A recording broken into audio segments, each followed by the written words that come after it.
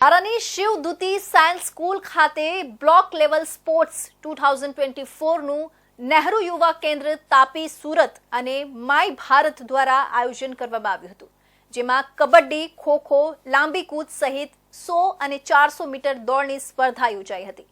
આ block level સ્પર્ધામાં 200થી વધુ સ્પર્ધકોએ ભાગ લીધો હતો. ભારત સરકારના યુવા કાર્યક્રમ અને રમતગમત મંત્રાલયના યુવા નહેરુ કેન્દ્રના માધ્યમથી દરેક જિલ્લાઓમાં બ્લોક લેવલ સપોર્ટનું આયોજન કરવામાં આવી રહ્યું છે. ત્યારે તાપીના વ્યારા ખાતે નહેરુ યુવા કેન્દ્ર તાપી સુરત અને માય ભારતના માધ્યમથી બ્લોક લેવલ સપોર્ટનું સુંદર આયોજન નવજાગૃતિ સંસ્કૃત મહાવિદ્યાલય અને શિવદૂતી સાયન્સ સ્કૂલ ખાતે કરવામાં આવ્યું હતું, જેમાં કબડ્ડી, ખોખો, લાંબી કૂદ સહિત 100 અને 400 મીટર દોડની સ્પર્ધા યોજાઈ હતી. આ સ્પર્ધામાં 200થી વધુ સ્પર્ધકો ઉત્સાહભેર ભાગ લીધો હતો અને વિજેતાઓને પ્રોત્સાહિત ઇનામમાં પ્રમાણપત્ર અને ટ્રોફી એનાયત કરવામાં આવી હતી.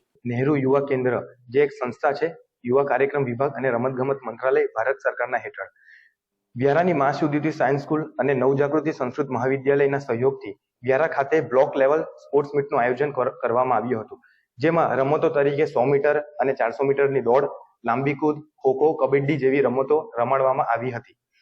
જે રમતવીરો છે અને પાર્ટિસિપન્ટ છે એ લોકોને સર્ટિફિકેટ અને ટ્રોફી આપી સન્માનિત કરવામાં આવ્યા હતા. આ બ્લોક લેવલમાં જે વિજેતા થયેલ છે તેઓને આગળ સ્ટેટ લેવલ પર પાર્ટિસિપેશન કરવાનો ચાન્સ મળશે.